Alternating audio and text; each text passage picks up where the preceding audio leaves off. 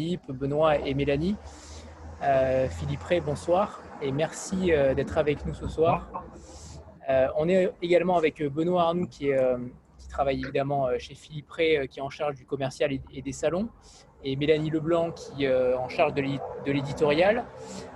Philippe Ray, est-ce que vous pouvez commencer peut-être par nous faire un petit historique de la maison? Elle a été créée quand même assez récemment, en 2002, donc est-ce qu'on pourrait avoir un petit historique de la maison et surtout comment en êtes-vous venu à être éditeur? Oui, bien sûr. Bonsoir à tous. Est-ce que vous m'entendez bien? C'est parfait. Oui, oui. Alors, voilà, je suis très heureux que vous soyez là ce soir et vous intéressez à la maison. Elle a été créée effectivement en 2002. Donc, je vais vous faire un bref historique.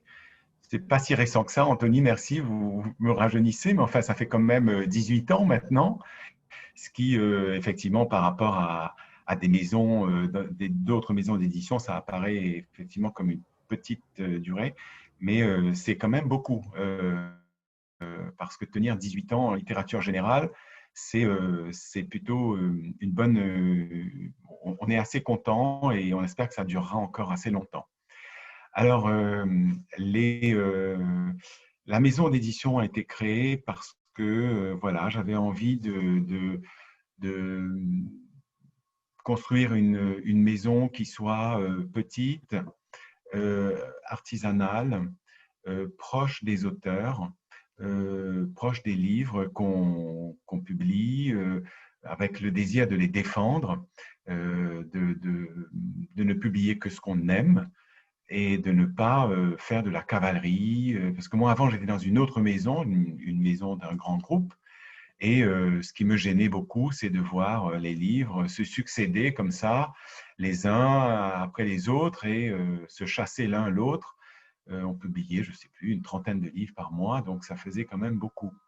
Et là, maintenant, on en publie un ou deux, trois par mois, comme ça sur l'année en moyenne, et c'est quelque chose de beaucoup plus intéressant pour nous parce que nous pouvons approfondir notre travail, notre suivi, notre travail avec les auteurs, etc. Bon, des choses dont on parlera, mais c'est plus, je dirais, une manière de travailler qu'on a voulu mettre en place plutôt qu'un catalogue très spécifique avec des contraintes, vous savez, quasiment oulipiennes, comme font certains éditeurs. C'est une maison d'édition beaucoup plus large avec c'est ce qu'on appelle une maison de littérature générale, donc avec à la fois de la fiction française, étrangère, et aussi des documents, donc assez ouverts, comme ça, assez variés, pour justement donner à cette maison voilà, de quoi respirer et de faire des choses variées, différentes. Voilà notre manière de travailler. Donc, on est très heureux Nous avons construit la maison en nous appuyant sur une très bonne diffusion, parce que je crois que dans ce métier, ce qui est très important, c'est d'être bien diffusé, de toucher les libraires, voilà, que les livres soient bien acheminés là où il faut. Et là, on a un très grand distributeur qui est Interforum, donc on travaille avec un distributeur un peu industriel pour tout ça. C'est pareil pour la fabrication aussi. Mais le cœur de la maison, le cœur éditorial, c'est nous trois, hein, c'est Benoît, Mélanie et moi. Et nous travaillons comme ça au cœur du 9e arrondissement, près de l'Opéra. Et donc, c'est une TPE, comme on dit, de l'édition. Voilà. Je ne sais pas si c'est… Ça, c'est pour les grandes lignes. Je ne sais pas ce que vous voulez C'est savoir très de bien, c'est très plus. bien. Donc, On peut quand même ajouter que vous avez une particularité de diffuser, enfin d'éditer, pardon, beaucoup de littérature étrangère. Ça reste quand même votre marque de fabrique. Est-ce que c'était un choix particulier de se former sur cette littérature-là, étant donné qu'elle coûte quand même là, plutôt je ne cher? comprends pas. Étant donné que la littérature étrangère coûte plutôt cher par rapport à la littérature française, pourquoi ce choix d'avoir fait, d'avoir fait beaucoup de littérature étrangère?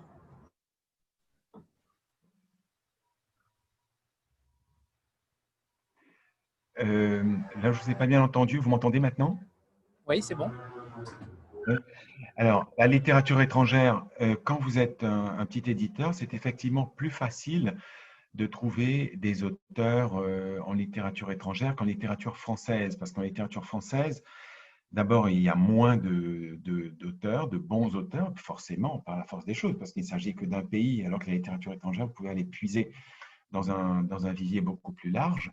Un petit éditeur a plus de chance aussi parce que les bons auteurs, les grands auteurs français vont en général vers les grandes maisons. Donc, vont vers des maisons qui peuvent leur faire des contrats peut-être plus mirobolants, ou alors ils sont sensibles aux noms très connus. C'est moins le cas des auteurs étrangers. Les auteurs étrangers s'attendent à ce que l'éditeur français soit professionnel, soit capable de bien défendre leurs livres. Donc, c'est pour ça que c'est plus facile pour nous, en démarrant, d'aller vers de la littérature étrangère.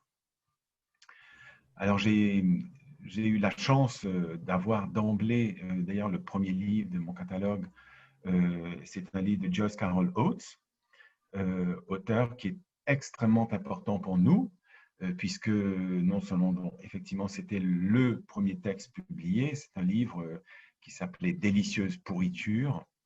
Donc, ça annonçait tout un programme, peut-être. Et donc, Joyce Carol Oates nous a fait confiance en nous confiant, voilà, en nous donnant ce livre. Et après, elle est restée très fidèle à la maison parce que maintenant, je ne sais plus, je ne les ai plus comptés, mais je crois qu'on doit être à 35 ou 40 livres de Joyce Carol Oates publiés par la maison. Et puis à partir de là, ça nous a donné un peu une crédibilité en littérature étrangère par rapport aux agents. Donc on a publié d'autres auteurs comme Peter Ackroyd ou Kerry Hudson, Joyce Maynard, etc. Marco Balzano, bon, des auteurs différents. Et ça nous a permis donc de démarrer en ayant une belle image auprès des agents étrangers. Parce que c'est ça qui est vraiment important pour eux, c'est qu'on soit capable de leur prouver qu'on est vraiment professionnel, si vous voulez. C'est ça qui est important en littérature étrangère. Justement, par rapport à Joyce Carol Oates, est-ce que c'est un risque d'avoir un auteur aussi important à votre catalogue? Non, ce n'est pas un risque, c'est au contraire une chance. Parce que Joyce Carol Oates écrit 3 livres par an. C'est impressionnant. Elle écrit tellement que nous sommes obligés d'avoir 2 traductrices pour la traduire. Donc, vous voyez, une traductrice ne peut pas tout absorber. C'est des milliers de pages par an. C'est absolument colossal. Donc, en général, c'est un recueil de nouvelles, un gros roman et un roman plus court chaque année. Donc, déjà, ça nous remplit un peu le programme et ça nous occupe beaucoup. C'est fantastique. Moi, je dois dire, c'est un vrai cadeau pour notre maison parce que Joyce Carol Oates je ne dis pas ça parce que c'est depuis qu'on a créé la maison, mais je pense qu'il y a une montée en puissance de cet auteur à travers les décennies parce qu'elle écrit maintenant depuis les années 50, 60 plutôt. Et il y a une espèce de montée en puissance de cet auteur, ce qui fait que quand on l'a reprise en 2002-2003, elle était dans un niveau de qualité extraordinaire. Donc, on a publié quelques-uns de ses très grands romans comme Les Chutes, Petite sœur, mon amour, un livre de martyrs américains l'année dernière, enfin, on pourrait, Mud Woman, etc. On a énormément de livres comme ça qui sont maintenant devenus assez emblématiques dans sa production. Et donc, elle est maintenant, il y a une vitesse de croisière. On a l'impression qu'elle écrit énormément parce que vous connaissez l'adage qui dit travaillez pendant que vous avez la lumière. Et on a l'impression qu'elle a fait sien cet adage et elle ne veut pas laisser passer ces années brillantes de créativité exceptionnelle. Et je crois qu'elle ne fait que ça. Je pense qu'elle dort très peu. Et elle ne doit pas regarder la télévision ou les séries télévisées. Elle doit, je pense, certainement écrire toute la journée. Et on ne s'en lasse Donc, pas. on ne s'en lasse pas parce que elle est d'une créativité exceptionnelle. aucun livre ne ressemble à un autre. C'est pour ça que c'est impressionnant. Je ne sais plus combien de livres elle a écrit dans sa vie, mais ça va être quelque chose comme 150 ou 200 livres, ce qui est colossal. Et elle peut passer un livre comme ça, un roman choral, ou elle passe, ou alors des mémoires de quelqu'un, ou des nouvelles aussi sont absolument extraordinaires. C'est une excellente nouvelliste. Elle expérimente comme ça des, euh, des genres, elle utilise le monologue intérieur, elle utilise des faux articles de journaux. Vous voyez, elle a comme ça, à chaque livre, des procédés littéraires qui sont différents, et c'est ce qui est fascinant chez elle. Là, on sort un très beau roman dans quelques jours, mais peut-être qu'on peut donner la parole à quelqu'un d'autre de l'équipe pour le présenter, parce que je ne vais pas être le seul à parler ce soir. Par exemple, Mélanie, qui a beaucoup travaillé sur les romans de Hauts, pourrait nous présenter le roman qui s'appelle Ma vie de cafard, qui est un roman très, très étonnant de Hauts, qui sort dans 10 jours. Donc, je laisse la parole à Mélanie. Bonjour tout le monde, enfin, bonsoir tout le monde, de l'heure qu'il est. Donc oui, Ma vie de cafard, un autre grand roman social de Joyce Carol Oates. En quelques mots, c'est notamment sur l'urgence à dénoncer en fait l'injustice et le racisme dans la société. Donc l'un des grands thèmes, chevaux de bataille de Oates, par lequel elle s'est fait remarquer par le passé. Enfin, beaucoup de ces grands romans portent sur le racisme et l'injustice dans la société. Cette fois-ci, on va suivre l'histoire de Violette. Donc Violette qui est issue d'une famille américano-irlandaise. Donc elle a une dizaine d'années, 12 ans au début du roman.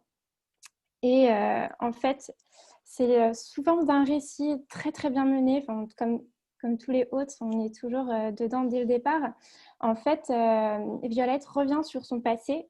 On sait qu'elle s'est fait rejeter par sa famille, donc on découvre petit à petit le pourquoi, cette violence de la part de sa famille. En fait, on apprend que durant les années 70, dans la banlieue de New York, dans la banlieue de New York, en fait, elle a entendu ses frères vraiment dans l'intimité de leur chambre. Elle n'était pas du tout supposée les entendre.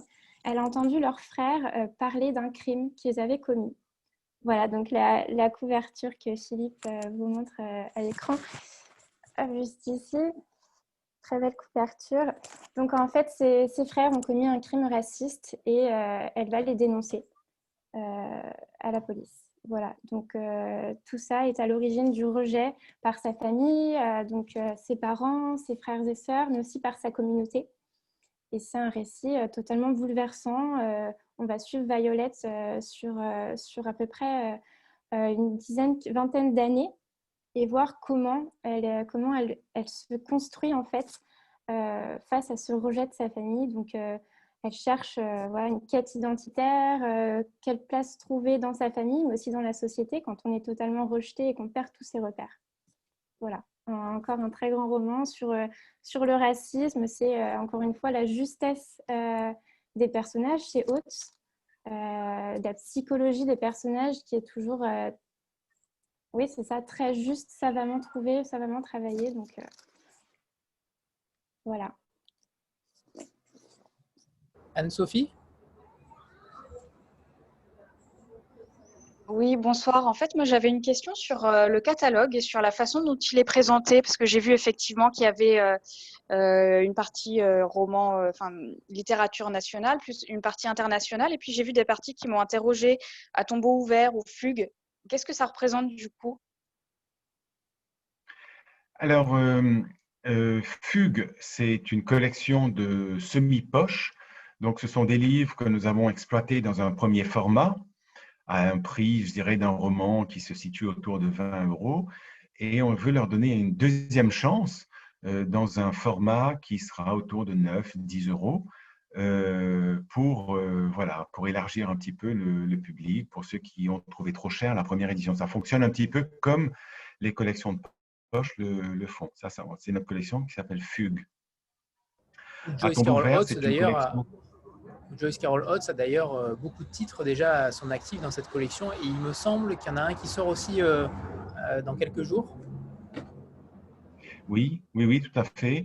Donc plusieurs hôtes, quand l'exploitation est un peu terminée en grand format, on les passe dans cette collection, effectivement. Euh, donc, ce ne sont pas des ventes énormes. Et il y a un public qui est assez content de trouver ces livres dans une collection de semi-poche. Parce que si vous les regardez, ils sont légèrement plus grands qu'une collection de poche. Le papier est un peu plus beau. Et donc, il doit être un euro plus cher que les collections de poche habituelles. Alors, et à tombeau ouvert, c'est une collection qui avait été créée par un poète qui s'appelle Jean-Michel Espitalier, voilà, il n'y a plus beaucoup de nouveautés maintenant. Jean-Michel est un petit peu allé vers d'autres cieux. Et il y avait comme ça quelques textes qui étaient assez, je dirais, particuliers, où c'est des textes très littéraires qui revenaient un petit peu sur des musiciens, soit des humoristes, etc., des sujets un petit peu, parfois un peu underground. Mais voilà, c'est une collection qui n'est plus très active. Jean-Michel Espitalier, d'ailleurs, très grand écrivain, sorti de très très beaux romans récemment. Et donc, Stéphanie?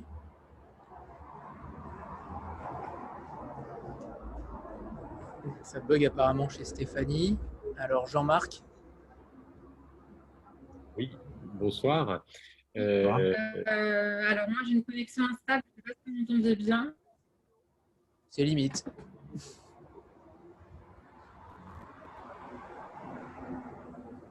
Stéphanie? Ouais.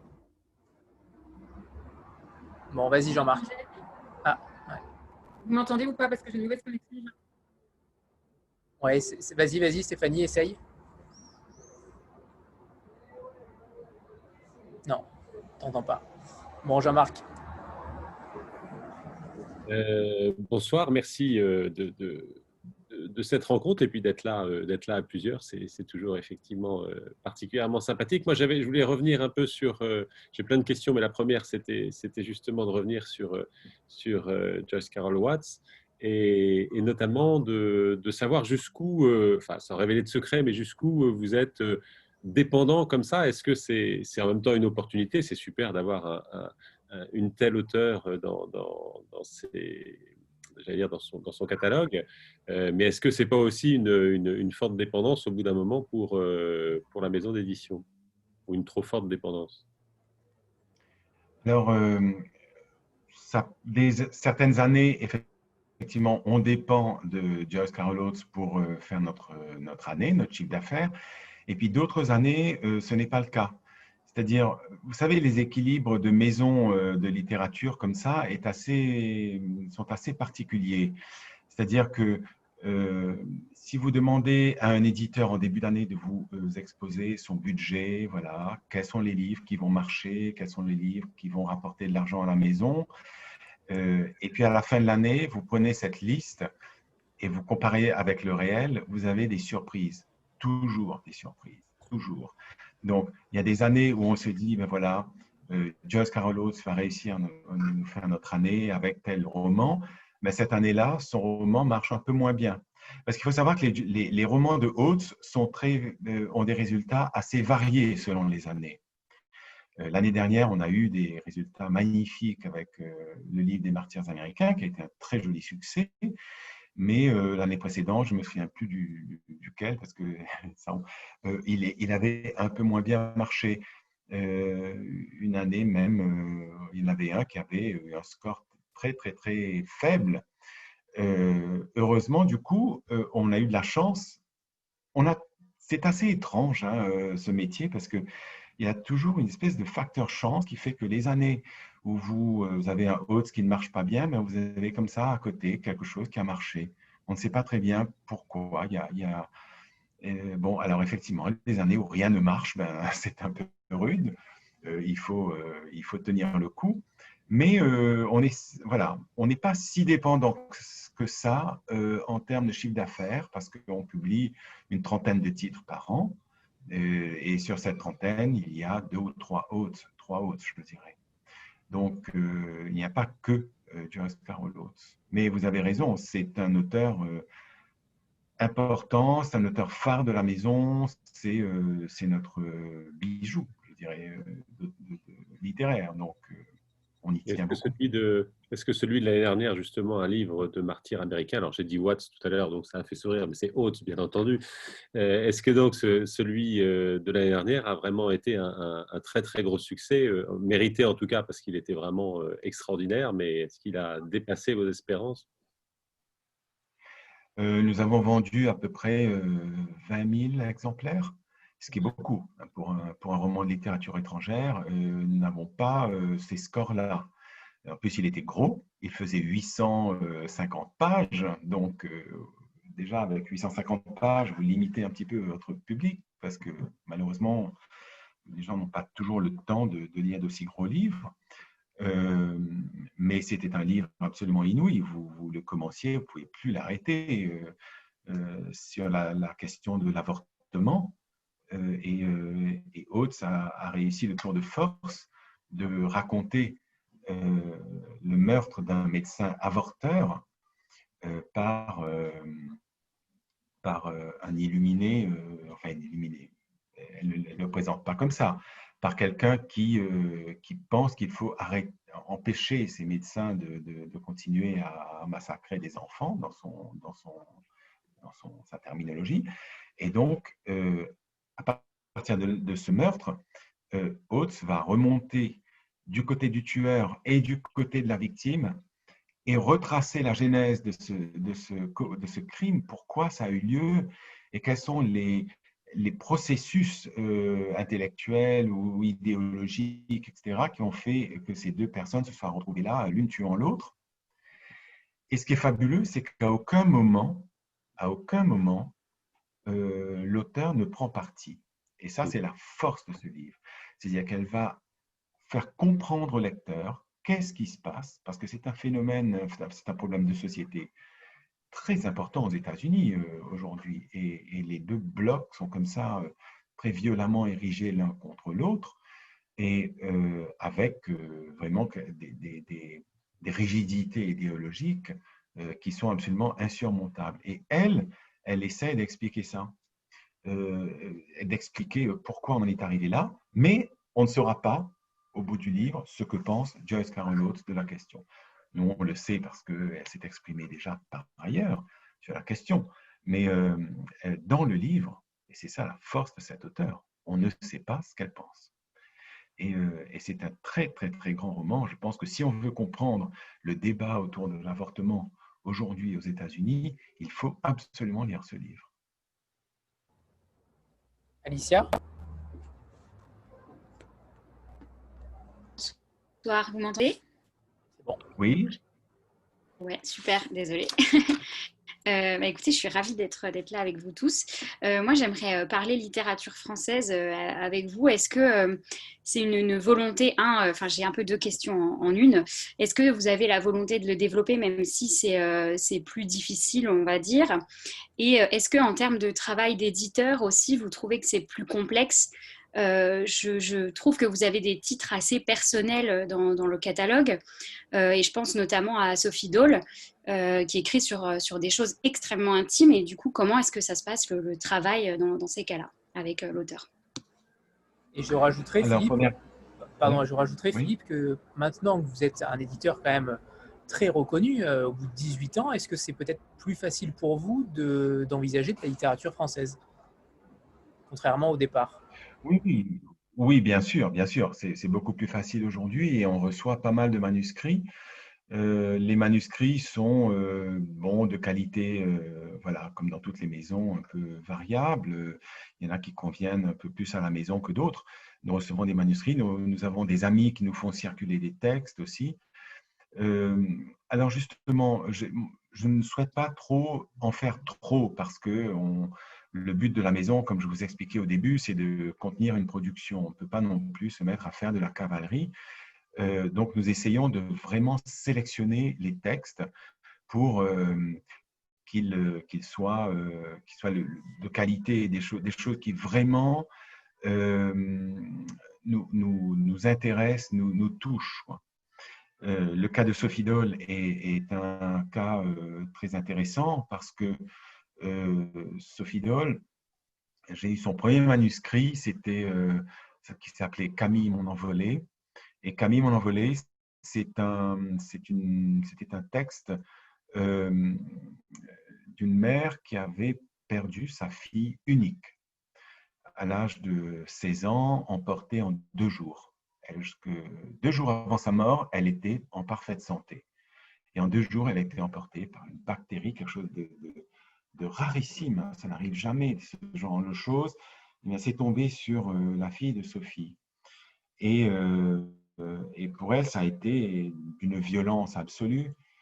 Et un an, elle s'est sentie obligée d'écrire ce livre pour arriver à s'en sortir. Et elle m'a envoyé ce manuscrit qui était absolument bouleversant. Moi, je me rappelle très bien, je l'ai lu un week-end chez moi. Je ne savais pas qui était Sophie Dole. Hein. C'est une comédienne de théâtre. Ce texte m'a absolument noué les tripes. C'était vraiment d'une force. Et après, je me suis dit, mais il faut que l'émotion retombe un peu. Mais après, je me suis rendu compte que c'était de la littérature. C'est-à-dire, au fond, ce qui était intéressant dans ce texte, c'est que, évidemment, ça racontait des faits bruts qui étaient absolument insupportables, mais elle l'a fait de telle façon qu'on n'était plus dans un témoignage, on était dans un roman. Roman dans le sens, pas de la fiction, mais roman dans le sens de la littérature. Parce qu'un roman, vous savez que depuis quelques années, il y a toujours ce débat autour de l'autofiction. De plus en plus de textes, d'ailleurs, maintenant, aujourd'hui, paraissent. Regardez le dernier livre d'Emmanuel Carrère, par exemple, dont tout le monde parle en ce moment, c'est d'autofiction. Et qu'est-ce qui fait que l'autofiction soit de la fiction ou pas? Et on a eu ce débat avec Sophie Dole, qui était très étonnée au départ que je place ce livre dans une collection de romans. Elle a dit, mais non, là, c'est pas un roman, c'est une vérité. C'est quelque chose qui a vraiment eu lieu. Ma fille a vécu ça et elle est morte. Et au fond, je lui ai expliqué que pour moi, ce qui faisait de la littérature, qui produit de la littérature, ce n'était pas tellement la différence entre fiction et non-fiction, c'était tout d'abord les qualités d'écriture. Parce que quand vous regardez ce livre, ce n'est pas raconté comme ça de manière chronologique et un petit peu banale, c'est raconté de manière très construite. Et c'est ce qui fait que ce livre produit une émotion considérable en dehors de ce que ça raconte. C'est la sincérité et puis la construction et le vocabulaire, la syntaxe, etc. Donc, Sophie Dole, à partir du moment où on l'a publié, elle a eu beaucoup de succès. C'est un livre, pour un premier roman, on a vendu, oui, là aussi, à peu près 20 000 exemplaires. Elle a eu le prix du premier roman de Lire et ça a vraiment lancé l'auteur. Après, elle en a fait un deuxième et un troisième. Mais pour répondre à votre question, c'est vrai que quand on a un auteur de littérature française, on l'accompagne évidemment beaucoup plus qu'un auteur de littérature étrangère. Un auteur de littérature étrangère, on travaille beaucoup la traduction, bien sûr, et ça, Mélanie le fait bien, elle suit bien les traductions avec les traductrices, et puis elle fait un travail de vérification par rapport au texte original. Mais un auteur de littérature française, on peut avoir plusieurs versions de son livre avant d'arriver à la version finale. Donc, l'éditeur, et là ça dépend des auteurs, hein. Vous avez des auteurs qui vous livrent un texte et c'est bon. Et ils ne souhaitent pas d'ailleurs que l'éditeur intervienne. D'autres sont plutôt en demande en disant est-ce que ça va? Est-ce que je devrais être retravaillé? Est-ce que, etc., etc. Donc, ces auteurs-là sont des auteurs qui nous prennent un peu plus de temps et que nous accordons très volontiers parce que c'est vraiment une partie très intéressante de notre travail, d'arriver comme ça à épauler un auteur, de l'accompagner parfois même depuis le tout début jusqu'à la fin, etc. Donc, c'est un accompagnement. Alors, Sophie Doll, par exemple, c'est devenu un accompagnement pour les autres romans. C'était moins un accompagnement littéraire qu'un accompagnement amical pour la rassurer, surtout pour le premier. Après, Sophie, c'est une personnalité très forte, donc elle n'a pas besoin de nous voilà, pour se rassurer. Elle a une autonomie très forte par rapport à un éditeur, mais nous l'accompagnons à ce moment-là de manière différente. Par exemple, Benoît, peut-être tu peux raconter un petit peu ce que tu fais comme accompagnement d'auteur, parce que Benoît s'occupe de toutes les relations libraires. Donc ça, je pense que c'est un accompagnement qui est important en littérature française, beaucoup plus qu'en littérature étrangère, puisque les étrangers viennent assez rarement en France. Donc peut-être Benoît peut dire un mot sur l'accompagnement des auteurs. Oui. Oui, Sophie Doll, donc on a publié 3 romans, Camille, Mon Envolée, La Suture et Au Grand Lavoie, donc 3 romans, les 3 en rentrée littéraire. Et Sophie, je reprends un peu ce qu'a dit Philippe, quand on a reçu le manuscrit, ça a vraiment été un choc littéraire. Et tout le travail, ça a été de transmettre notre enthousiasme aux libraires. Alors, en rentrée littéraire, ça aide un peu, parce qu'il y a une vraie attention portée au premier roman, un peu plus que sur le reste de l'année. En même temps, il y a une concurrence qui est très rude en rentrée littéraire, parce qu'il y a beaucoup de textes qui sont publiés. Et Sophie avait très envie de se confronter à la fois aux libraires. On organise beaucoup de présentations à Paris, en province, en amont, au printemps, à partir de mi-mai jusqu'au mi-juillet, grosso modo, pour passer le relais en fait aux libraires des livres qu'on publie. Et c'est très en demande de rencontrer ces professionnels du livre et ensuite de rencontrer les lecteurs. Sophie est quelqu'un d'excessivement généreuse, passionnante, et on a passé de très très belles soirées en librairie autour de ces 3 livres. Sophie, c'est devenue une amie avec le temps, parce qu'on a passé beaucoup de temps ensemble dans les trains, dans les salons. Et alors, tous les auteurs s'y prêtent pas, certains sont beaucoup plus timides, sont plus réticents à rencontrer leurs lecteurs. Ça dépend vraiment des personnalités de chacun, mais avec quelqu'un comme Sophie ou comme Gabriel Tulot qu'on a publié en janvier, Carole Daguerre qu'on a publié en mars, il y a ces moments d'échange, de rencontre avec les lecteurs, c'est très important pour nous, pour voir l'image de la maison, mais aussi pour les auteurs, pour les conforter dans leur démarche, dans leur projet. Il ne faut pas oublier que le travail d'un auteur, c'est un travail excessivement solitaire. Nous, on est en contact en permanence avec les auteurs, avec les représentants, notre diffuseur, avec les libraires, les programmateurs de salon. Mais le travail des auteurs est éminemment une expérience de solitude. Donc, c'est ce moment qui va être intéressant pour eux aussi, de la confrontation. Stéphanie? Et en littérature étrangère aussi, je sais qu'on a Joyce Maynard, qui est aussi notre autre grande Joyce américaine. C'est toujours un plaisir. Elle vient en France pour accompagner chacun de ses textes. Et c'est pareil, on se fait un road trip à chaque fois, parce qu'elle est très très en demande de rencontrer ses lecteurs, ses lectrices françaises et de pratiquer son français surtout. C'est son grand plaisir quand elle vient ici. Stéphanie? Oui, j'espère que vous m'entendez bien parce que ma connexion est instable. Ça va? C'est bon. Ok, alors moi, j'ai une question pour Philippe. En fait, quand vous avez décidé de fonder votre maison d'édition, vous avez choisi de lui donner votre nom et votre prénom. Et ce n'est pas le cas de toutes les maisons. On connaît voilà, l'Iconoclaste, le Tripode, qui choisissent d'autres noms. Et je me demandais si justement le fait de donner son propre nom, c'était un peu comme une signature comme un engagement, c'est pour dire ça, ces livres-là que je publie, c'est ma vision du monde, c'est ma façon de voir les choses. Voilà, je me demandais le choix du nom. Ok, alors c'est une question effectivement qui m'a beaucoup travaillé la première année avant que la maison démarre véritablement.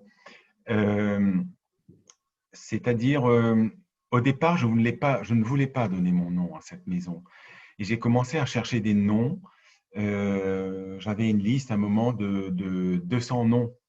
Et j'essayais voilà, de trouver quelque chose qui soit un nom un peu englobant, qui ne limite pas. Et plus je cherchais les noms, je n'arrivais pas à trouver. Je ne sais pas, je trouvais des choses qui à chaque fois me paraissaient du coup restreindre, alors que je voulais quelque chose de très ouvert. J'étais très jaloux de noms comme Rivage, par exemple. J'aurais bien aimé appeler ma maison Rivage. Je trouve que c'est un très joli nom de maison, etc. Et alors, je cherchais. Et puis un jour, j'exposais ce problème à un de mes amis auteurs qui s'appelle Dominique Fernandez, que vous connaissez peut-être, et et je lui disais, qu'est-ce que tu penses de tel ou tel nom? Et il m'a dit, mais ne t'embête pas, tu n'as qu'à donner ton nom. Des éditeurs ont toujours donné leur nom. Quand on remonte dans l'histoire, toutes les maisons d'édition, ce sont des noms de personnes. Par exemple, Monsieur Gallimard a appelé sa maison Gallimard, Monsieur Grasset, Monsieur Stock, Plomb, Julliard. Voilà, si vous cherchez dans les maisons, je dirais, avant la moitié du XXe siècle, c'était que des noms de personnes. Après est arrivée une autre possibilité, c'est-à-dire de trouver un nom, par exemple le Seuil, appeler le Seuil, et puis d'autres. Mais c'est récent hein, que les maisons trouvent des noms, effectivement, type Rivage, je ne sais plus ce qu'il y a encore, les éditions de Minuit, etc. Tout ça, c'est un peu après-guerre. Mais c'est une grande tradition de donner. Et cet ami, donc Dominique, m'a dit en plus, si tu signes ton livre de ton nom, quand nous, auteurs, on publiera chez toi, on verra ton nom en bas de couverture et on se sentira accompagné. Et là, j'ai trouvé que c'était un argument intéressant. Et puis bon, comme je n'avais pas trouvé de nom, il m'a convaincu et j'ai donné mon nom. Alors, bon, moi, ça me satisfaisait à moitié. Ça me satisfait toujours un peu à moitié parce que je considère que, après tout, les livres d'une maison d'édition, c'est un travail d'équipe, c'est pas quelqu'un et je n'avais pas pour vocation à mettre mon nom, ma personne en avant. C'était beaucoup plus vécu comme, voilà, comme quelque chose. J'aurais bien préféré, au fond, avoir trouvé le nom qu'il fallait. Mais bon, vous savez, dans ces cas-là, on est pressé, les premières parutions arrivent, il faut annoncer des choses comme ça. Et puis finalement, j'ai donné mon nom. Et c'est comme ça que ça s'est fait, un petit peu par défaut. Mais après tout, vous savez, c'est comme ça. Toutes les maisons d'édition, ce sont des maisons. Voilà. J'ai comme contemporain, peut-être, je ne sais pas, qu'est-ce qu'on peut citer, Sabine Vespizer, par exemple, ou Oliver Gallmeister, ou Joël Losfeld. Voilà, c'est des personnes qui ont donné leur nom aux maisons d'édition. Et c'est comme ça que ça s'est fait. Béa? Bonsoir à tous. Merci de répondre présent aussi tard. Ça nous fait toujours plaisir que les maisons d'édition prennent du temps pour nous. Moi, je voulais revenir sur votre collection de littérature étrangère. Je suis toujours très curieuse de la manière dont vous travaillez avec les traducteurs. Et en feuilletant un petit peu votre site internet en fin d'après-midi avant la rencontre, j'ai découvert à mon grand étonnement que dans l'onglet « La maison », où vous présentez votre maison, juste sous l'équipe, vous nommez tous les traducteurs avec qui vous travaillez ou vous avez travaillé. Donc, je suis assez impressionnée parce qu'on le voit rarement sur les sites internet. On le voit sur chaque livre, etc., mais pas dans l'onglet « La maison ». Et du coup, je voulais connaître votre manière de travailler avec les traducteurs. Est-ce que ce sont des personnes qui sont salariées chez vous? Est-ce que ce sont des freelances? Est-ce que ce sont eux qui viennent vous chercher pour vous présenter des textes? Ou plutôt vous qui allez chercher des traducteurs avec qui vous avez bossé? Voilà, c'est une question générale sur la manière de travailler avec les traducteurs. Merci. Et qui veut répondre? Peut-être Mélanie ou Benoît? Mélanie? Oui, oui, je peux prendre le relais. Alors, moi, ça fait 3 ans que je suis dans la maison. Quand je suis arrivée, il y avait déjà on va dire une équipe de traducteurs. Mais alors, en fait, je vais répondre en plusieurs points. Vous me direz si ça répond à la question. Mais il y a des traducteurs qui proposent donc des projets. Voilà, des auteurs qu'ils ont repérés, ils nous proposent quelques extraits de traduction. Et puis d'autres, alors Philippe pourra répondre certainement pour les traducteurs avec qui on collabore depuis pas mal d'années. Je pense notamment à il y a Françoise Adelstein, pardon, qui a traduit de nombreux ouvrages de Joyce Maynard, Florence Lévy-Paoloni aussi, de Joyce Maynard et quelques auteurs aussi anglo-saxons. Enfin voilà, il y a quand même une équipe qui s'est faite. Et puis, on les connaît, on connaît la qualité de leur travail, donc on va davantage faire appel à eux pour de nouveaux projets aussi. Après, je pense à un roman néerlandais, notre premier roman néerlandais de Simon van der Vloed, qui est Bleu de Delft, que nous avons publié il y a déjà 3 ans, si je ne m'abuse. Et comme c'était notre premier roman néerlandais, pour le coup, nous avons guetté, fait appel à des confrères pour des recommandations. Il existe aussi, dans le cadre de la littérature néerlandaise, la Fondation de lettres, la Fondation pour la littérature néerlandaise qui accrédite des traducteurs. Donc, il y a aussi un certain nombre d'organismes auxquels on peut se référer, auxquels on peut avoir confiance.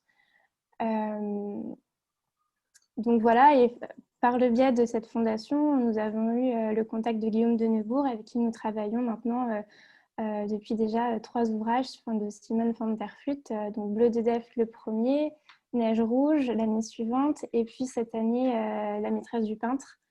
Donc aussi, Simon van der Vloed, roman historique. Voilà, pour répondre à votre question. Et puis, oui, un panel de traducteurs auquel on fait appel en fait pour les projets, voilà. On notera la prononciation parfaite du hollandais. Hein. Pas simple pour le nom d'auteur. Bravo. On fait pire. Simon van der Vloed, ça va. On est encore plutôt courant. Juste pour préciser une chose, dans la question, vous demandiez si étaient des salariés. Alors, ce ne sont pas des salariés. Nous avons un contrat vous avez des contrats types pour les traducteurs. Ils sont payés en droit d'auteur. Ils touchent un pourcentage sur les ventes, mais avec une avance qui est un tarif au feuillet rendu. C'est-à-dire, si le livre est gros, évidemment, ils auront une avance beaucoup plus importante. Et donc, ce sont des traducteurs qui ne sont pas salariés, mais avec qui on travaille très régulièrement. Donc, ils ne sont pas vraiment dans la maison, mais la maison fait appel à eux tous les ans. Par exemple, la traductrice de Hautes, Claude Seban, elle a dû traduire, je ne sais pas, une 50aine de romans de Hautes depuis des années. Et comme les romans de Hautes ne sont pas très courts, ça fait quand même un très, très gros travail, un gros suivi. Donc, c'est pour ça qu'on tient à notre site à leur rendre hommage, parce que c'est eux la voix française de ces auteurs, des auteurs étrangers. Martine ? Oui, bonsoir. Moi, j'aurais voulu que vous nous parliez du graphisme de vos couvertures. Vous avez 2 types de couvertures, celle que vous nous avez montrée tout à l'heure pour Joyce Carol Oates ou d'autres auteurs, avec une photo derrière et puis le bandeau au milieu avec le titre et le nom de l'auteur, ou des couvertures plutôt comme celle de Basse Naissance avec une photo pleine page, ou Bleu de Delft dont parlait Mélanie.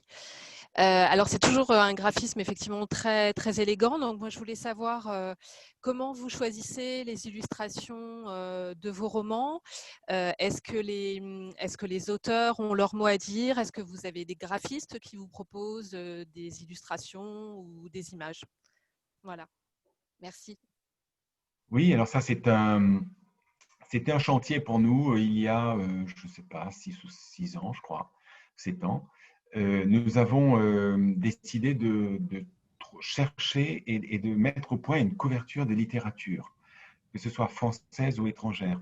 Donc, nous avons mis au point cette couverture. Par exemple, là, nous avons celle-ci, vous voyez, avec, voilà, je ne sais pas si on voit, avec une bande blanche qui vient couper l'image comme ça et qui est en 3/3. Donc, c'est le principe de notre couverture de littérature maintenant. C'est une couverture qui a été très compliquée à trouver parce que quand vous voulez trouver une couverture qui soit un peu celle par laquelle votre maison va être identifiée, vous vous apercevez que ça fait des années que des éditeurs créent des couvertures de littérature et que vous arrivez et presque toutes les options ont été un peu prises. Donc, il fallait trouver quelque chose de nouveau, d'identifiable et qui soit pratique à mettre en place et à décliner surtout sur la durée. Alors, donc, on a travaillé avec une agence de graphistes qui s'appelle Chéri, avec 2 E, Chéri, et qui sont de très, très bons créatifs. Et c'est eux, on a fait 5 ou 6 essais avec d'autres graphistes, et c'est eux qui ont trouvé ce principe, voilà, que nous déclinons maintenant depuis plusieurs années. Alors ça, c'est notre collection de littérature. Alors, nous avons à côté, pour les exemples que vous avez cités, Martine, c'est par exemple celle de Kerry Hudson. Celle de Kerry Hudson, on voulait la mettre dans cette charte parce que ce document que vous voyez, c'est un document… attendez, je vais essayer de vous le montrer parce qu'il est là. Voilà. C'est un document qui est… Kerry Hudson a écrit un livre sur la pauvreté de son enfance pauvre en Écosse. Donc, ça, c'est une photo qui est faite, la photo de la couverture originale et qui reprend voilà, des enfants pauvres en Écosse de ces années-là. Et pour nous, elle était la couverture parfaite pour ce livre. Le problème, c'est que vous voyez la photo, où faire passer cette bande blanche? Donc, c'était impossible. On aurait coupé cette image, on l'aurait vraiment abîmée. Donc, exceptionnellement, on a fait voilà, un cadre blanc là, autour de l'image. Et c'est, je dirais, un peu une exception.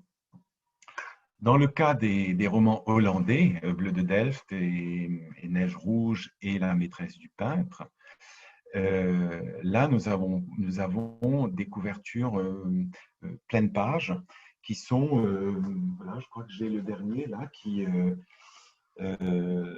voilà, là aussi, ce sont des tableaux un petit peu d'époque.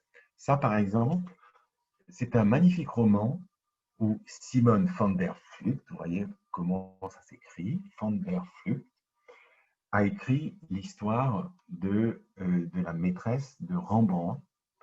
Et c'est le peintre Rembrandt en fait, cette femme que Rembrandt a représentée ici sur ce tableau est une femme qui…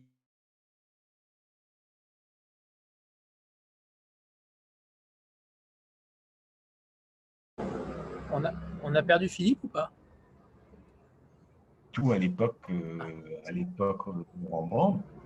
Et Simone van der Vlugt a voulu réhabiliter cette femme. Donc, il y a tout un dossier à la fin de ce livre où elle réhabilite Gertje, cette femme, devant l'histoire. Alors, vous voyez, là aussi, ce n'était pas évident de faire passer ce bandeau blanc là-dedans, et en même temps, c'était le tableau qu'il fallait pour cette couverture. Donc, pour les romans historiques, on a tendance un peu à garder cette pleine page. Et puis, pour les romans plus contemporains, là, on se débrouille pour trouver, pour revenir à notre couverture initiale. Par exemple, notre roman de rentrée qui s'appelle American Dot, eh bien, cette couverture, vous voyez ces motifs ici, avec un motif de décoration un peu mexicaine et entouré de fils barbelés, parce qu'il s'agit d'une histoire absolument extraordinaire qui se passe au Mexique, de fuite d'une femme et de son fils pour fuir les narcotrafiquants. Eh bien, cette couverture a été mise au point, enfin, ces motifs-là ont été mis au point par l'éditeur américain. Eh bien, nous l'avons prise et là, on a pu la décliner dans notre charte avec le bandeau blanc. Vous voyez, donc parfois on y arrive, c'est plus facile.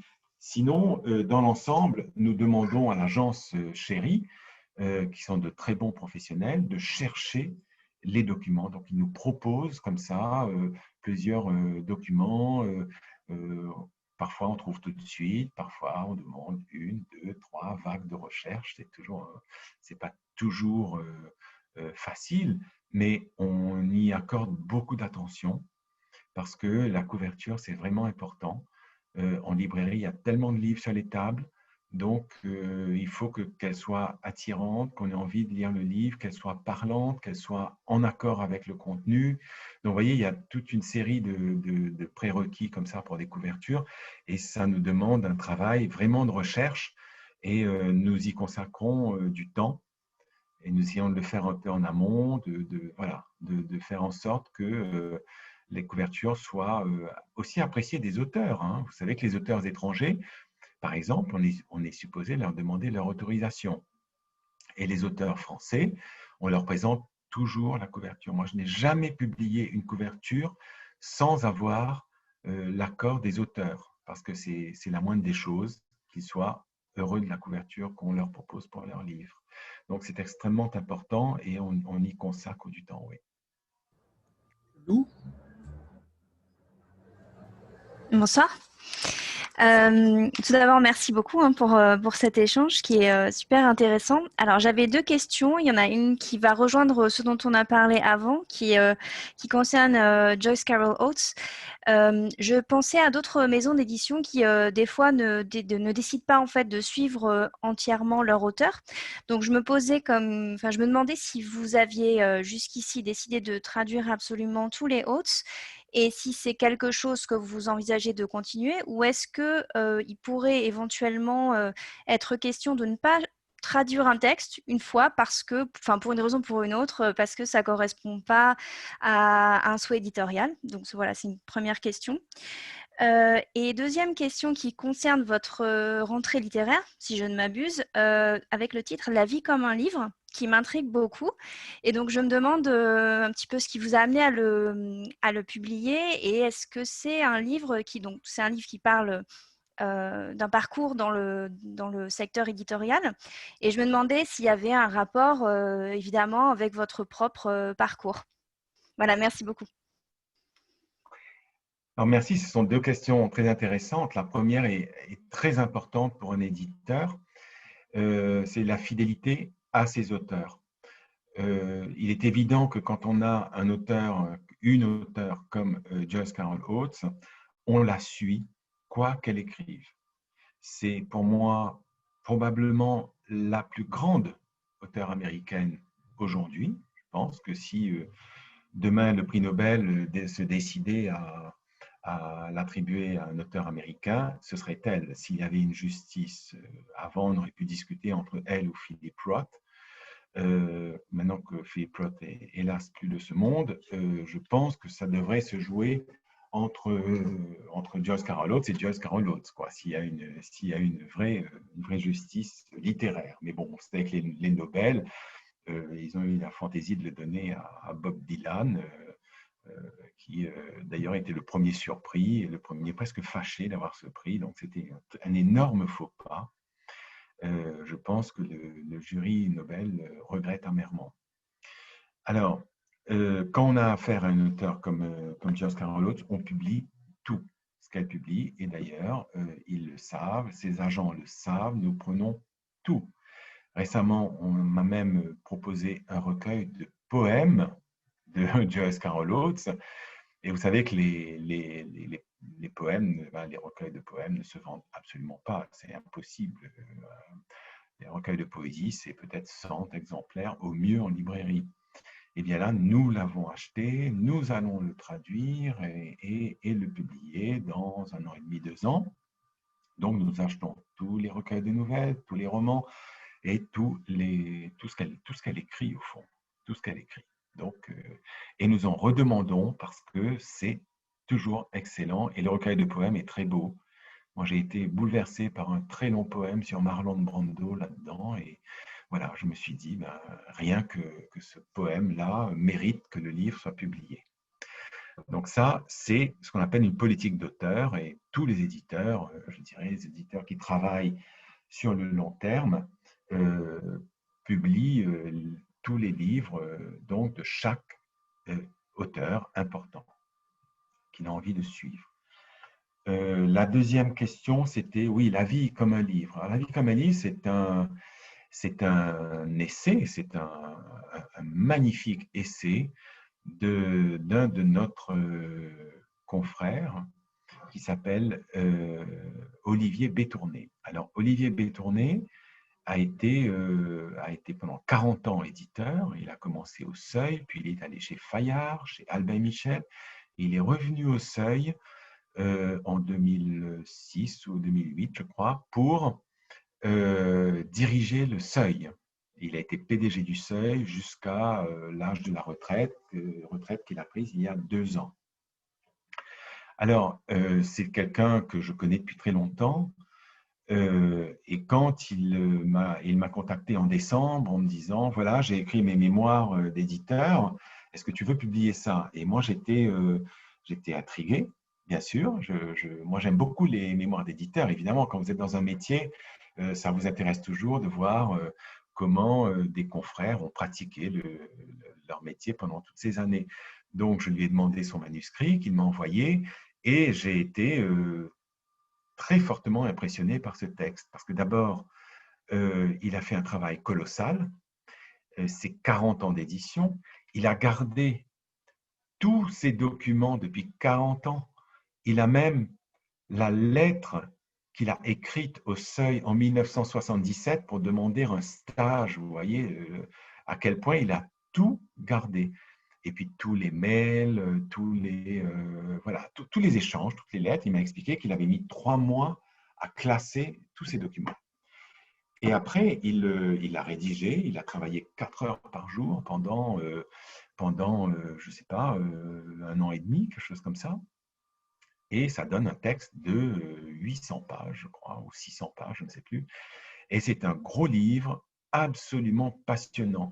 Parce que pour ceux qui s'intéressent à l'édition, j'imagine que quelques-uns d'entre vous s'y intéressent puisque vous assistez aux excellents lives d'Anthony. Eh bien, c'est un livre qu'il faut lire parce que vous avez des auteurs comme Julien Green, vous voyez, pour des anciens, et puis vous avez des nouveaux, par exemple, il raconte comment Lydie Salver a obtenu son prix Goncourt il y a 4-5 ans. Et puis, comment il a publié des auteurs comme Édouard Louis, vous voyez, il y a des choses très récentes, des choses plus anciennes. C'était un éditeur de sciences humaines remarquable. Donc, il a eu de gros succès dans le passé. Et puis, il raconte l'intérieur des maisons, c'est-à-dire comment les comités de lecture, dans les comités de lecture, on se dispute, comment un tel essaie d'imposer sa propre collection par rapport à un autre, comment il y a des clashs idéologiques. Par exemple, il est chez Fayard quand éclate l'affaire Renaud-Camus, je ne sais pas si vous vous en souvenez, mais c'était un livre absolument terrible qu'avait publié Claude Durand, qui était véritablement antisémite. Le livre était antisémite. Et il raconte cette histoire, comment lui s'est dressé, il était numéro 2 de Fayard à l'époque, comment il s'est dressé contre Claude Durand et ça a précipité, je dirais, la rupture Et idem autour de ce livre qui s'appelait La face cachée du monde, qui était un événement dans le milieu éditorial, qui a complètement déboulonné la direction du Monde, qu'avait aussi publié Claude Durand. Et là, ça a été absolument sanglant entre Olivier Bétourné et Claude Durand. Donc, tout ça est raconté avec, je trouve, beaucoup d'élégance, parce que ce ne sont pas des règlements de compte. C'est toujours intelligent, il y a toujours une espèce de surplomb comme ça, des choses qui rend ce texte vraiment magnifique. Et pour tous ceux qui s'intéressent à l'édition, je vous conseille vraiment de le lire. Et d'ailleurs, j'aimerais beaucoup qu'il soit mis au programme de tous les masters d'édition en France, parce qu'il donne des leçons d'édition d'ailleurs, en partant de ses erreurs. Donc, il se trompe et il dit « Ah ben voilà, j'ai fait cette erreur. » Eh bien, je donne une leçon, j'édicte un conseil, je dirais, à l'usage des nouvelles générations d'éditeurs qui viendront. Ne faites pas ça ou faites ci, etc. Donc, c'est un livre assez allègre en plus, joyeux, beaucoup d'humour. Et voilà, ça c'est un livre, je suis très très heureux de le publier. On a une très jolie presse, on a eu 2 pages dans Libération jeudi dernier, qui était magnifique. Je pense que Le Monde fera quelque chose. Donc, je crois que c'est un livre qui va faire date dans le milieu. Et je l'ai commencé, et en effet, c'est exactement ça. C'est très élégant, c'est en effet jamais un règlement de compte, et c'est évidemment très bien écrit. Donc, ça ne gâche rien à la fête. Taël ? Merci. Oui, bonsoir. Alors, moi, j'ai 2 questions. Merci beaucoup déjà pour tous ces partages. Je trouve ça effectivement fabuleux. Il y a beaucoup de choses qu'on a envie de lire. Moi, j'aimerais bien que vous nous parliez de votre collection de documents, et notamment de la partie de la biographie de Charlie Chaplin, qui était éditée, je crois, en 2016. Ça, c'était ma première question. Et plus sur l'aspect livre en lui-même, est-ce que vous pourriez nous dire comment vous faites votre choix de papier? Est-ce que vous passez toujours par les mêmes imprimeurs? Enfin voilà, comment vous travaillez avec vos prestataires sur ce point-là? Alors, la biographie de Chaplin, c'est un livre de Peter Ackroyd. Peter Ackroyd est un auteur anglais très important que nous suivons depuis des années. Nous avons publié plusieurs livres de lui depuis que la maison existe, au fond. Il était quasiment là. Et il a écrit une série de biographies. C'est un auteur comme Oates, d'ailleurs, qui écrit énormément, mais lui, on ne peut pas tout suivre parce que il y a des sujets qui sont plus difficiles pour la France, notamment parmi ses biographies. Donc Chaplin, on l'a choisi parce que, évidemment, c'était le personnage de Chaplin, et donc il a fait un travail assez intéressant sur. Il s'est vraiment beaucoup documenté. Et puis Charlie Chaplin était anglais, donc il a beaucoup travaillé l'enfance.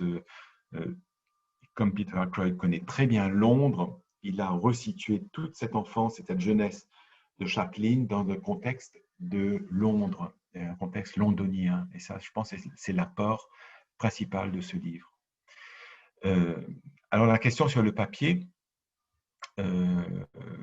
Donc, nous travaillons avec des amis éditeurs qui s'appellent les Éditions du Seuil. Depuis le début, d'ailleurs, le Seuil était notre diffuseur au départ. Et nous nous étions entendus avec eux pour qu'ils s'occupent de fabriquer nos livres à travers leurs imprimeurs à eux. Donc, ça, c'est très confortable pour nous parce que vous savez que la question du papier, effectivement, est une question très compliquée parce qu'il faut acheter du stock, il faut gérer son stock papier. Si on veut changer de papier, c'est assez compliqué parce qu'il faut à trouver une autre référence, etc. Donc, ça nous amène à jongler.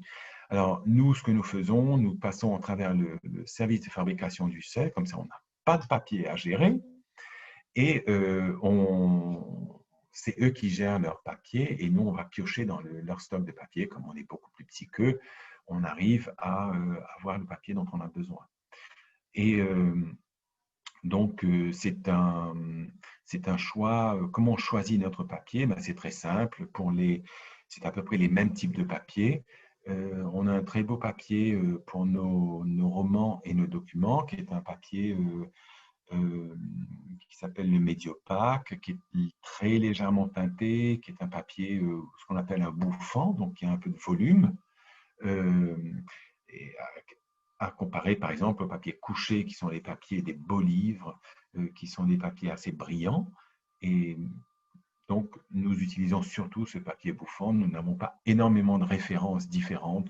Nous utilisons à peu près les mêmes papiers. Donc, nous sommes assez satisfaits. Je trouve que ça donne une bonne, voilà, une bonne souplesse au livre. Ça donne une main. Une main, c'est, je dirais, le volume du livre. Et là, nous ne sommes pas très audacieux et révolutionnaires dans nos choix de papier, mais nous sommes assez contents du papier que nous utilisons régulièrement. Voilà. Isabelle?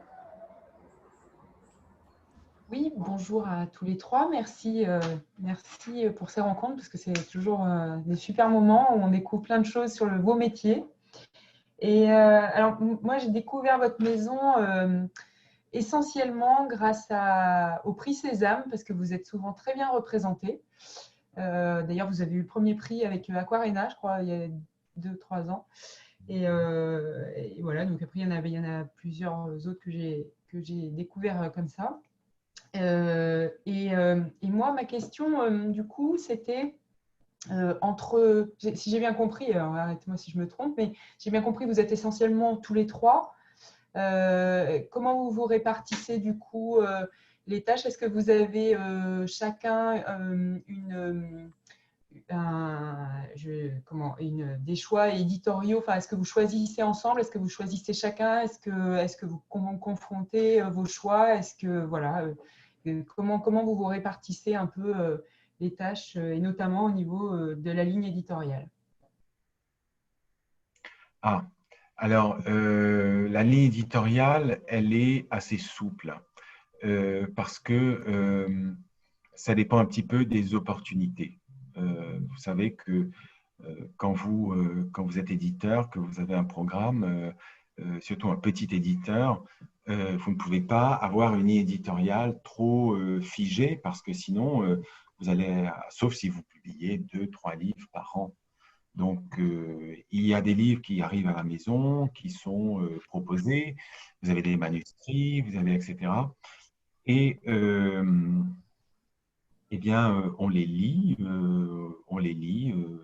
on en discute, on se demande les avis. Bon, en général, c'est plutôt, il y a des choses qui vont un peu de soi, et puis d'autres qui peuvent, comme ça, avoir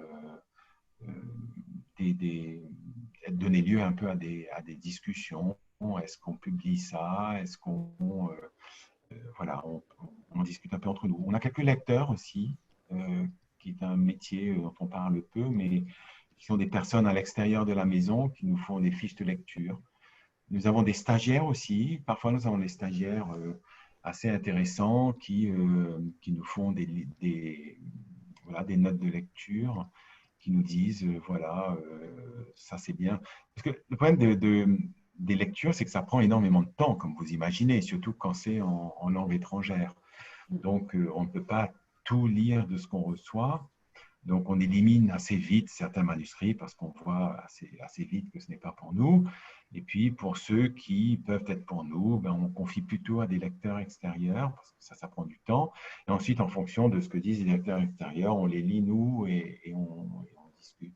Voilà. Comme ça que ça se fait. C'est très, je dirais, ce n'est pas figé, il n'y a pas de procédure comme dans les grandes maisons où il y a des comités qui siègent, je ne sais pas, une fois par mois et chacun arrive en tremblant, en présentant le patron de la maison, son coup de cœur, en espérant qu'il va l'accepter, où il y a des règlements de compte entre X ou Y qui décident voilà, de flinguer le livre proposé par le copain, etc. Bon, heureusement, nous sommes beaucoup trop petits pour ce type de comportement. Et donc, nous c'est très souple. Mais du coup, vous travaillez tous les trois ensemble enfin, quand vous prenez la décision d'éditer un livre, vous êtes d'accord tous les trois ou est-ce que… Non. Ben, ça, c'est… Enfin, est-ce que chacun a un peu sa spécialité? Est-ce que… Non, pas vraiment. Ben, la décision, c'est moi qui la prends au final, puisque voilà, il faut bien que quelqu'un tranche. On n'a pas trop de débats, et puis c'est plutôt dans le sens où Benoît ou Mélanie donnent leur avis sur un texte, ou voilà, Benoît m'a proposé un texte, par exemple, qu'on va publier au mois de février. Voilà. Et puis, le problème, c'est qu'on est, en fait, assez occupés par le quotidien, et surtout Benoît et Mélanie sont très occupés par leur quotidien. Mais voilà, moi, je suis très, très ouvert aux contributions de tout le monde dans la maison. Hein. Ça prend beaucoup de temps de construire un programme, de trouver des textes. C'est pas facile. C'est-à-dire, pour un texte que vous trouvez, ben, vous en avez lu 2 ou 3 que vous ne prenez pas. Et donc, c'est quelque chose. En fait, on pense de l'extérieur, une maison d'édition, c'est des éditeurs qui sont là et qui sont assis derrière un bureau avec beaucoup de manuscrits, et puis qui, toute la journée, comme ça, lisent des manuscrits, puis décident, discutent. Au fond, une maison d'édition, petite maison d'édition comme la nôtre, c'est pas du tout ça. Hein. On est une entreprise avec des tas de choses très concrètes à régler. Il faut, c'est la chaîne du livre. Une fois que vous avez accepté un texte, ben, vous avez toutes les étapes, les correcteurs, reporter les corrections, relire les corrections, écrire les quatrièmes, etc. Donc ça, c'est en gros le travail que fait Mélanie. Ensuite, après, on passe à la partie plus commerciale dont s'occupe Benoît, c'est-à-dire faire l'interface avec les représentants, avec les libraires, avec les réseaux sociaux, avec, etc. etc. Il faut aussi gérer le travail de l'attaché de presse, parce que ça, c'est quelqu'un dont on n'a pas parlé, qui est externe à la maison, qui s'appelle Marie-Laure Falkener, qui est absolument une formidable professionnelle, donc qui, elle, a pour charge d'aller défendre les livres auprès de la presse. Donc, vous voyez, quand vous mettez bout à bout tout ça, vous avez un travail colossal dont notre petite équipe a parfois même un peu de mal à assumer. Donc, du coup, la partie, je dirais, éditoriale proprement dite, elle se fait par les agents qui proposent, ou parfois on peut arriver par nos rencontres, à rencontrer les auteurs, voilà, et puis surtout à faire lire les manuscrits à l'extérieur. Et après, quand on a une note de lecture très favorable, on lit nous, puisque chaque livre publié chez nous est lu par nous, quand même, au moins une fois. Et après, voilà, c'est comme ça que ça se fait. Ça se fait de manière assez souple. Avant de passer la parole à Rita, on a pour habitude de faire une petite photo de groupe. Donc, préparez-vous. Comme ça, je fais le screenshot. 3, 2, 1. Avec les livres, c'est merveilleux. Ah, c'est merveilleux. Tout le monde a plein de livres de nous. Vous êtes formidables. Et dernière. C'est bon, super. Rita, c'est à toi. Oui. Alors bonsoir Philippe, Mélanie, Benoît. Alors avant tout, je confirme, c'est un réel plaisir de vous écouter ce soir et d'apprendre encore plus sur votre maison d'édition. Et pour ma question, elle concerne aussi la ligne éditoriale. Alors Philippe, vous avez effectivement peut-être répondu déjà en partie à ma question juste précédemment suite à la question d'Isabelle. Vous avez aussi évoqué tout à l'heure la qualité variée des manuscrits, les manuscrits qui vous touchent particulièrement, mais mis à part ce côté subjectif qui fait qu'un récit nous touche dès les premières pages pour son style, pour le sujet traité, voire même les deux, et d'ailleurs c'est l'idéal, de manière plus objective ou plus globale, est-ce que vous avez des critères de choix précis? Est-ce que vous pouvez nous parler de ces critères de choix si vous en avez, et que vous prenez en considération pour choisir un manuscrit? Et aussi, est-ce que votre choix est axé sur la catégorie, c'est-à-dire littérature française, littérature étrangère, premier roman, ou plutôt suivre en priorité les auteurs que vous avez déjà publiés? Et puis enfin, est-ce que vous vous fixez une limite par an à ne pas dépasser en termes de publication? Merci. Oui, alors je vais commencer par la fin, c'est plus facile. Oui, nous avons un certain nombre enfin, nous essayons de fixer autour de 30, parfois nous dépassons un peu, voilà, nos publications, et nous essayons en gros d'avoir à peu près 5, 6, voilà, romans en français et étranger, puis ensuite des documents. Mais je dirais que je ne calcule pas trop comme ça. C'est en fonction, je pense, de la qualité de ce qu'on nous envoie. Et c'est là où on arrive aux critères que vous souhaitiez connaître. C'est pas évident de faire une liste comme ça de critères objectifs. Parce qu'en littérature, je pense que ce qui prime avant tout dans l'idéal de ce qu'on reçoit, de ce qu'on aimerait recevoir, c'est quelque chose qui offre une singularité.